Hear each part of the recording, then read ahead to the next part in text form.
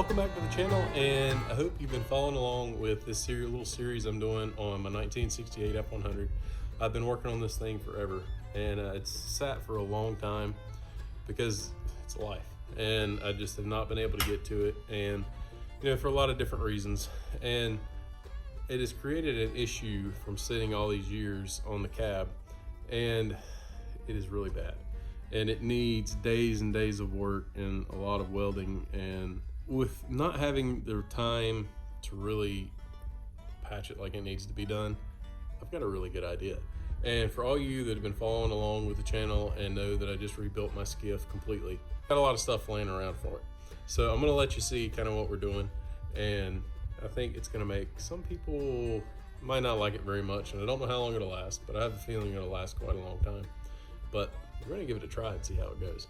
So I hope you liked the little video. Please subscribe if you haven't already, and let's get going. Well, if you've been following along the channel, you know that I'm fresh off the boat build, and we came over, started working on this project, and I've still got a lot of that mentality of fiberglass work in my head. Well, I've got a problem, and this is going to be one of those videos that I can't wait to see the comments on, because it's going to be hysterical. It's one of those things that it's already messed up, and it's got to be fixed somehow, and it's not something you can't fix, more like factory later down the road. So right now, I just want to get it fixed, and to the best of my ability at the moment and time, to just the time that I have to get it done, and really want to spend on it. So it's going to be interesting. Here we go. We're inside the truck now, and as you can see, if you haven't noticed before, there's holes all on the top of the ceiling, and I have no idea how this happened. It happened really quickly, because I always, I was keeping an eye on it when it was setting, and I'd have my butt kicked for not having it under a shelter. But I mean, it rusted pretty much from the underside up, and I went in, cleaned it, and painted it, and it's still got a little rust. So I sanded it again and cleaned it, but I've still got all these holes I got to do something with. I got tape over them all now, so leave a comment to see what you think it's going to be. This is the upper part, and you can see it's just holes. It's pretty bad. I've got it cleaned pretty well. I've already cleaned down a wire, brushed the snot out of it, sanded it with 80 grit. Yep. We're gonna put some fiberglass on it. So I've got my piece cut out here, just big enough where I can ferret in and make it look hopefully pretty nice. And hopefully, because the problem is this is so flexible, it's got to be cut out and patched, it's got to be welded, another piece welded in. I just do not have the time for all that right now. I mean, I can always come right here later, cut it out, do it if I want to, but for now, this is going to be quick and easy. Oh, this just brings back such good memories. I tell you, it's just like I'm going to be working till 2 o'clock in the morning again. Sanding fiberglass, cutting fiberglass, burying fiberglass. Lord have mercy. Well, here we go. And this one is for all you who have really been missing the boat build.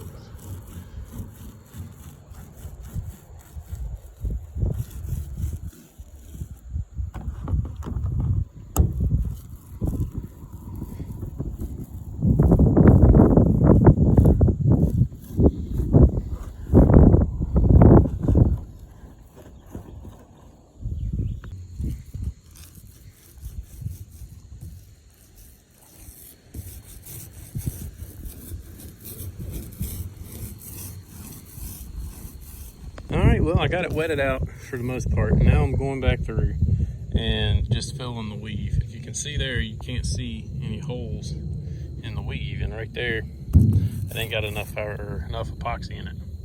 So now all I got to do, I just got a nice, thin wet coat to wet it out, because the wind's blowing like crazy and I don't want it to go flying everywhere.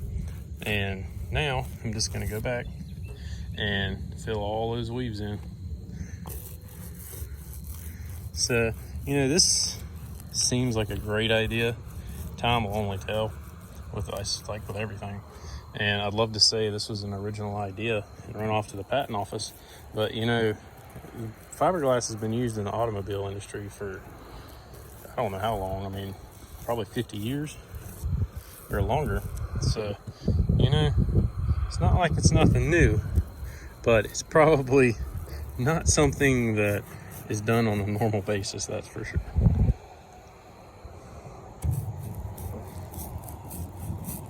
Well, I'll tell you what, I think I'm looking pretty dang good. And, you know, I'm not 100% sold on this idea yet, but I thought it was pretty interesting and I figured I'd share it. And I've got so much stuff left over because when I ordered stuff for the boat build, I was getting crunched for time.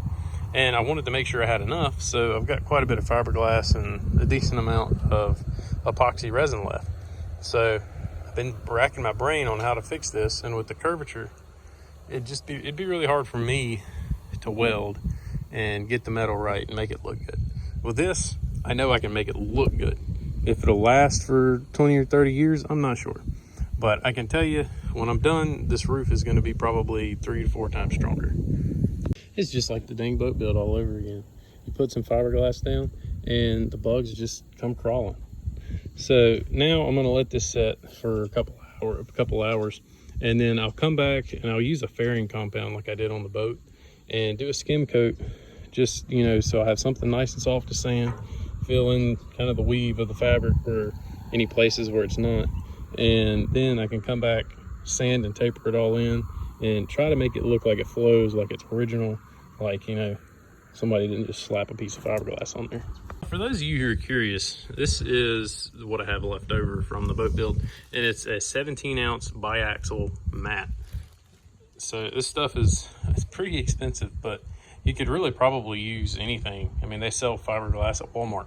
I mean, chop strand, probably you could get some of the chop strand that they sell at Walmart, and then a layer of the real thin woven, and do 2 layers, and it wouldn't be quite as strong as that, but it would probably get the job done. So the epoxy I've got left over, if you haven't been following along, is the marine epoxy.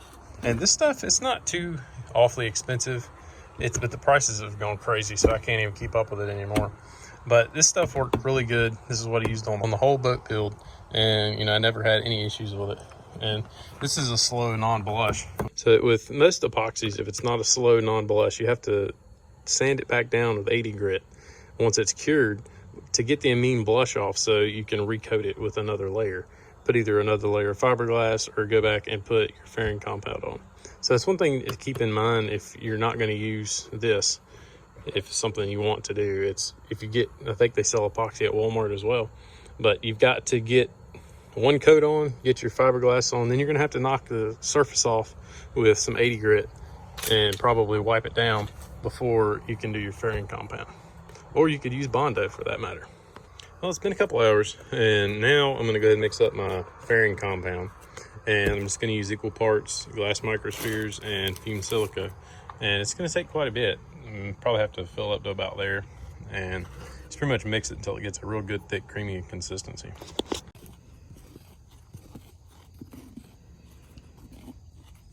All right, well, I got it all mixed up, and that's kind of the consistency I like it, where it'll pretty much stand just about by itself. So I gotta hurry though, because this stuff will set pretty quick. So I gotta go ahead and get it on. Well, I went ahead and just spotted it out throughout. If you keep this stuff together, like keep it all in one bin, it's gonna set way, way quicker. So if you can get it spread out real quick and kind of keep it all from being in one big pile, it will not set anywhere near as quick. I've made that mistake, and I mean, it takes this silica and stuff's not exactly cheap, so it costs a little bit if you make a big mistake, especially on a big project like I had on the skiff build. So, and I'm not going for perfection here. I'm just gonna try to pretty much fill in any imperfections and get it where I can make a nice transition here. Well, I worked with it a long time, and it's starting to finally tack up, and I'm hoping it hurries up because it's going to cool off a little bit tonight. It's already getting probably a little bit later than it should, so hopefully I need to quit messing with it, or I'm going to just mess it up.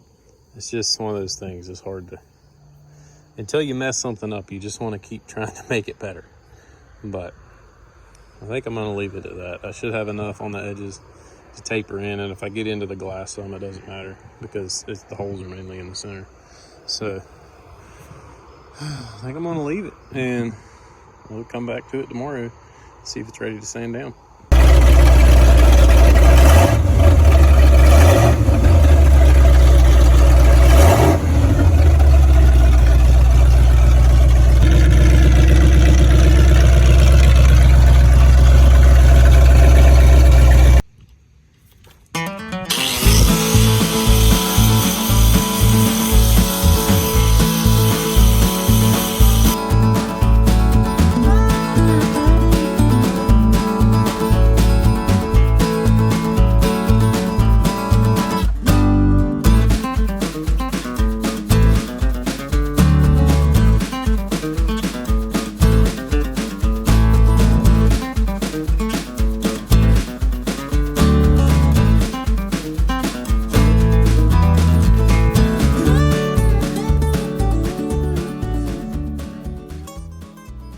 Well, it's actually been a couple days, and the weather's been kind of crazy, and so is life.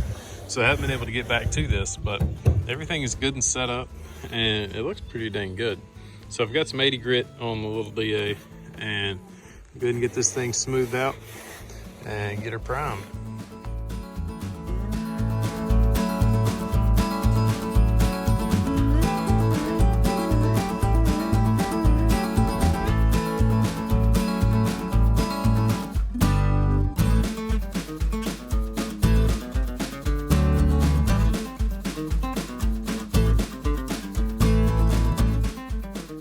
I'll tell you what, I think it's going to feather in pretty good. It may take just a touch more. I'm going to have a few little spots, but I think it's going to do pretty well.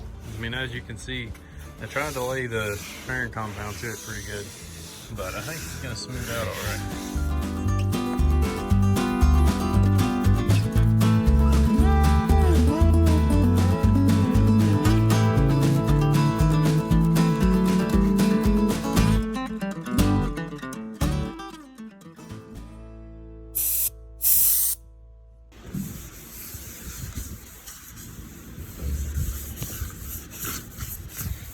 Well, I'll tell you what, I think it turned out pretty dang good.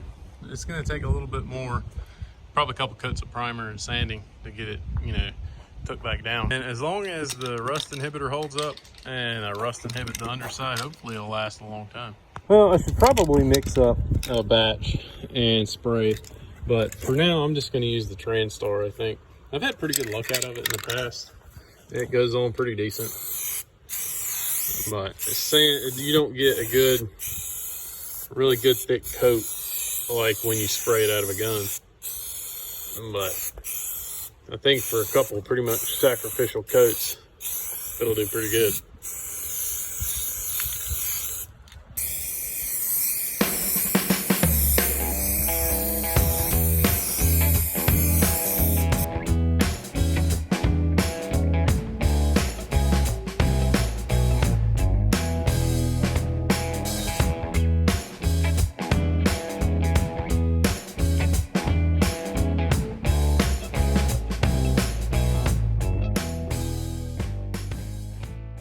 Well, it definitely turned out a lot better than I thought it would. And, I was really happy with the way I got it faired in. And after I primed it and sanded it a little bit, it really turned out pretty good. So hopefully it will last. That's going to be the real kicker, is even with the rust restorer and everything, hopefully it'll last. So I've got my fingers crossed and high hopes for it. And it definitely, it took me about a day, probably half a day one day and then half a day the next, and it was done. And it would have taken me to weld all that back together and put a patch in and get a whole new hood skin or a roof skin. It would have taken me a very long time to do that. So hopefully this will be the answer to the problem that I needed, and it'll last for a long time. So I hope you like it, and I know I cannot wait to read the comments on this one because it's going to be pretty funny. I know a lot of people that are hardcore original are really going to hate it, but it worked for me, and with the time I had, that's what I did. And we'll see how long it works, and I'll keep everybody updated on it, and hopefully we'll get this thing going soon. So if you haven't been following along with the series, please go back, watch all the other videos, and leave a like, subscribe, and we'll see you next time.